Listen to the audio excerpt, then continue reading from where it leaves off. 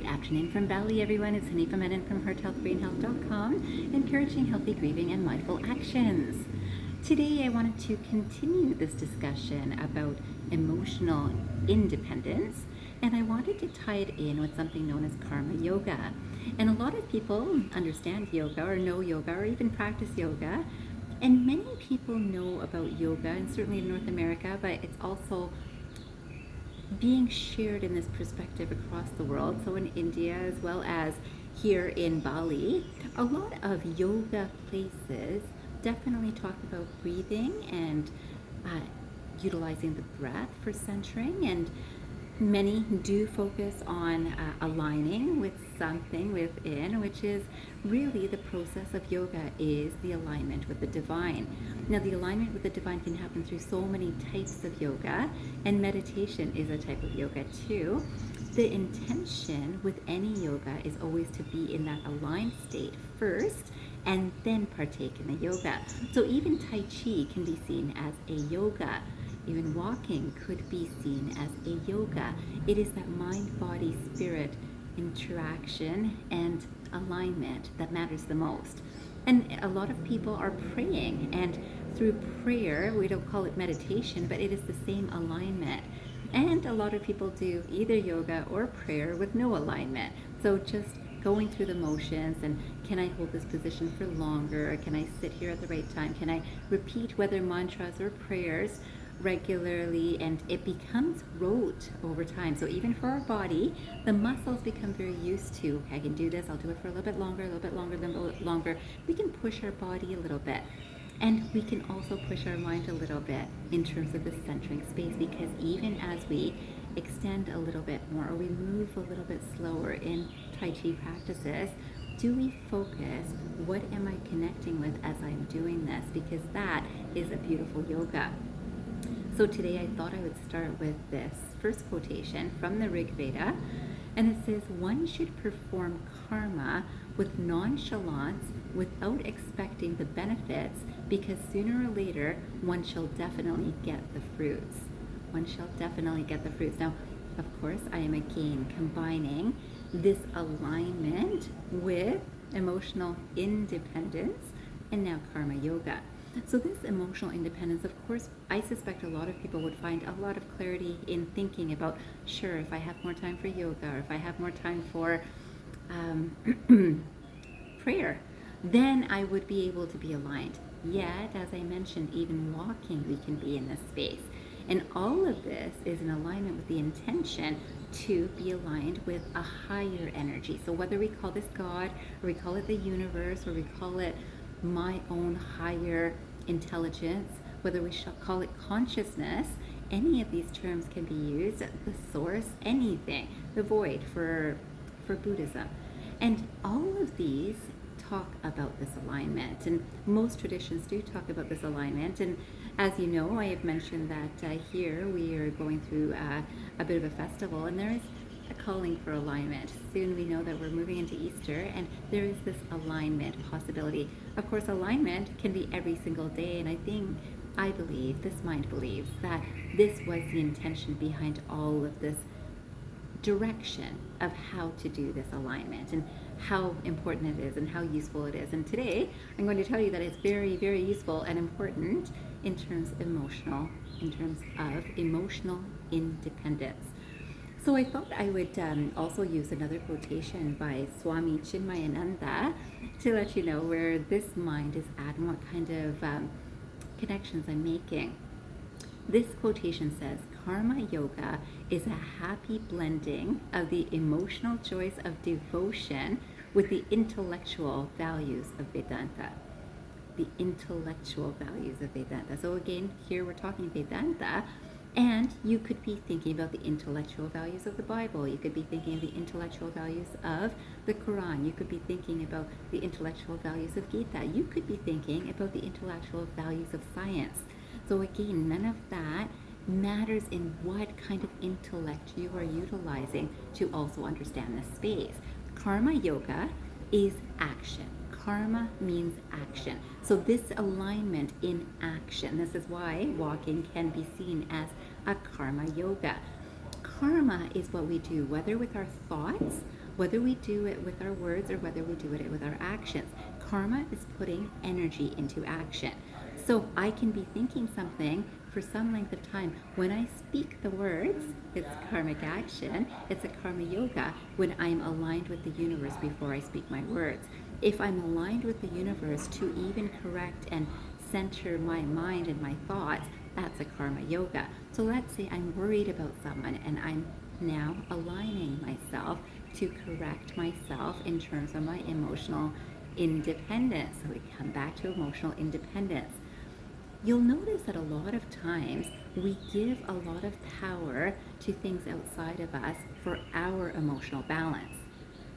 So I can be happy when the closest person to me is happy. When I see them happy, especially happy with me, I can be really happy.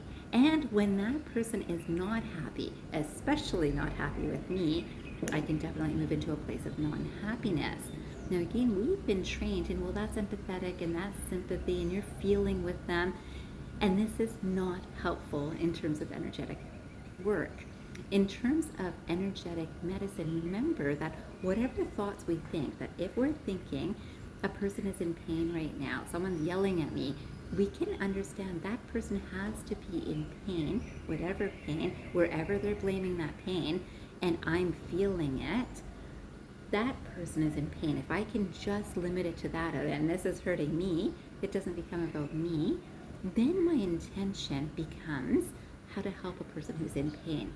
We know that if someone had a broken foot, a broken leg, that automatically we would go into action. Someone we love has a broken leg. We would go into action to help them. So after they've gone to the hospital, they've got a cast, they've got a splinter, anything, we would help them walk, wouldn't we? We would help this physical rehabilitation of someone that we care for. Sometimes people that we don't even know. We see someone limping across the street and we might actually offer our hand to just help them walk a little bit more comfortably. This is the physical level. Do we do this at the emotional level? And first it's the helping to someone that's in need. And you know this is not easy. If someone is yelling at us, if someone is angry with us, for us to be centered enough to only send the energy of rebalancing, the energy of support, the energy of a blessing to that person. It's not so easy in the moment, but it's definitely possible. But what happens is oftentimes we carry that. So we don't say anything because we don't want to trigger the person. That's the word that we use now. We don't want to affect the person in a way to bring out even more of whatever they're going through. Even if the person is hurt, even by something that we may have said. They're hurt, they're feeling it, we see it, and then we get hurt, or we get offended, or we get guilty, and all of these emotions are lower vibration energies. So when a person is hurt, and then I feel bad in any way, I feel worried about them, I feel sorry, I feel regretful, I feel anything, whether I feel with them or I feel my own pain, either one, it's low vibrations. And if we can understand this and recognize that the only thing that can help this person is to be in the opposite vibration. Now what I haven't mentioned yet, because I talked about this in the last couple of videos, is this karma idea. What is going from our system is affecting another and will come back to us. But it comes back to us sooner than we think because it goes through our system. Don't forget, it goes through our system. So when it goes through our system, it affects our body, it affects our mind. So I had mentioned that we're seeing a lot more depression and anxiety, and this is definitely because we've become very transactional. When you are happy, I am happy. You've made me happy. I can give someone credit that you made me very happy by bringing me flowers today. And then another day, you made me so not happy by not bringing me flowers for Valentine's Day. I'll blame them. I can thank them, I can blame them, but they are in control of my emotional balance. When I recognize that I make myself happy, I choose to be happy, I can bring myself a flower, I can make sure that I choose to be happy. That's my choice. Now this recognition of any time I am happy or not happy, it's my choice. Next time we think that, oh, that person or this situation or it's because of is why I'm not in a happy space, then we're not in alignment with our soul. So our mind might say, well, because they didn't speak nice to me, that's why, I feel like I really feel physically wounded, like I'm so hurt, and people do. Now remember, even saying these words, it does affect our mind and it does affect our body. It does affect us at a cellular level. Not so much what the person is doing, though that has its effect, but how much we carry it. So imagine, we can respond lovingly, even we can be quiet kindly, and yet how many minutes, hours, days do we carry this energy? I can't believe they spoke to me that way. And it's not only minutes, hours, and days either, is it? People carry these things for years, for their whole lifetimes. I've seen people on their deathbeds who are complaining about something that happened many, many years ago. And complaining is also a strong word. They're not happy. I'll just say they're not happy. They can be grieving, they can be crying, they can be angry, but they're not in a happy space. Now, our true soul alignment, mind, body, and soul, always brings us back to the soul qualities. Soul qualities are peaceful, loving, joyful, blissful. All of this is our soul nature. So when we are aligned, or even we take a minute in a situation that's not so comfortable to align, we come back to those basic inherent trends and that are right within the soul, that's always there, and it's in the person that is speaking to us, even from anger or sadness, and is in us too. This is alignment. This is yoga. And so I came across this other quotation I really wanted to share so that you could reflect on these ideas. This one is by Swami Vivekananda. It says, through practice comes yoga. Through yoga comes knowledge. Through knowledge, love. And through love, bliss. So let me read that one more time. Since, it's always nice to have this just about perfect and not quite perfect. So again, this quotation is by Swami Vivekananda. It says, through practice comes yoga. So when we say this, practice for yoga. Yoga is this alignment. Doesn't matter which way you do it or where you do it. This consistency of doing this and understanding what we're doing in yoga is yoga. This is practice. We practice this alignment. First, people can focus on, I'm practicing by focusing on my breath. Another time, a person is, I'm practicing sitting really straight. And then another time, a person can be understanding the whole alignment. It's like, I'm practicing being in this position, focusing on my breath, and connecting with divine energies flowing through me. And this could be all in the same time, or it could be over time. But this is the goal of yoga. This is this alignment.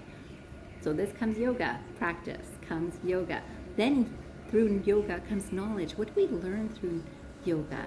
People often will practice yoga to bring down blood pressure, sometimes to be able to sleep better, sometimes to calm the mind in a not easy situation. And this is wonderful. So that's the goal. That's the knowledge we can gain, that, wow, as I practice this, I actually am bringing down my blood pressure. I am actually calmer. I am more peaceful. My sleep is better. That's part of the knowledge. The other knowledge comes when we're really aligned and staying there, is information that arises through our minds that we have gathered. It's our intelligence. This knowledge brings about something that's much bigger than what our intention and goal is initially, if there is a particular goal. When we realize there is no actual goal in yoga in general, it's just with let balance flow through me, right? Let the divinity flow through me, that sort of idea. Yes, we can use it for a particular purpose, and it does definitely help and work. Now when we're focusing on yoga and this alignment, we will see that other things open up to our awareness that are, from my experience, quite beautiful. And I believe for many people's experiences. So that's how, through knowledge, it's like, wow, I didn't know I would suddenly become aware of this. And through that knowledge comes love, where we can even see things that, I know I have had this experience several times, where even if something not so good has happened in my life, I suddenly get a clarity. Sometimes people call these downloads, but we get a clarity which suddenly makes sense out of everything, where everything makes sense, where there's no right or not right. There's just this, it is good. It is, I'll say maybe it's more right than good. There's just a rightness about it. There's just a rightness about the information that can come to us when our mind is truly aligned and open to learning from the universe, learning from a space that's beyond our mind. A friend and I joke about this, that, it's a mind-blowing experience, and it really is. And it's such a beautiful place of love. It's such a beautiful place of love, where love has no need for, when you do this for me, I'll do this for you. That's love. That's what we've started understanding as love, and that's what a lot of people have brought transactional natures into love. So even when they love their work, it's when I get paid for it, I love my work. If I get a raise, I love my work. If I love my boss, I love my work. Love, in terms of really enjoy that my boss's mannerisms, or my boss is pleased with me, then I love my job. When any of those things is not met, I don't love my job. So again, we see that transaction process. Through knowledge comes love. This love is beyond what another does for me. Love still exists through me. So in this space, we understand what love is. And through that love comes bliss. This is bliss, again, in Vedanta, they use this term bliss. I love it, and it's not an easy term to express, but I'd say that it's closest to joy. There's just a peaceful joy, and I guess that would be called bliss. And it's really a lovely place to be, and this is a wonderful energy to share with those around us. So now when we're looking at karma yoga and we're looking at emotional independence, what I do is because of my alignment, and that alignment alone is an energy that goes out around me. It goes through me, that makes a healthier mind, a healthier body, less chronic illnesses in either side, a healthy and happy spirit, which is again this bliss and this love space, this peaceful space. This space is all possible through karma yoga, what I'm actually doing based on the knowledge that I'm learning, that I understand that the energy that goes through me affects me first and then affects wherever I'm sending it, consciously or not consciously. Remember, if you are worried or concerned about a loved one, whether it's because they're aging, whether it's because you're seeing health changes, whether it's because they've hurt you, any of those things, I can be concerned for the friend or family member, or I could be concerned for me, of how could they speak to me this way.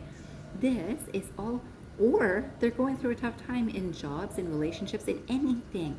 We hear this, we feel it, and we think, oh, that's so not good for them. And we think we're helping them. We're neither helping them and we're not helping ourselves. Most importantly, whatever energy we put out is affecting us first. I wanted to make sure that I remind you about this today, and so that you know that you have emotional independence, that in terms of what you do is the karma you're creating right now. How someone speaks to you, behaves with you, or thinks of you is their karma. Their karma will have their own results. They will have the return of the karma they have put out and have gathered to come back to them. For ourselves, when we're understanding karma, whatever we put out there is coming back to us.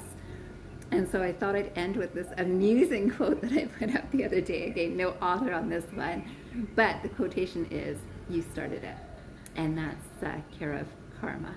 So signed karma. You started it. Signed karma. So when we think of this, remember this. If you start love, joy, peace, karma gives it right back. If you start just reacting to what you're seeing, feeling, experiencing, or remembering even from a past event, that's your karma that you're creating, which is coming back. And trust me, karma is a law, just like gravity. We will see it, and if you're attentive to it, you will see that your experiences, what you have given, is coming back even in this life. You don't even have to wait for another life, and if you don't believe in many lives, you don't have to wait till tomorrow to see. Things are coming back. Things are coming back.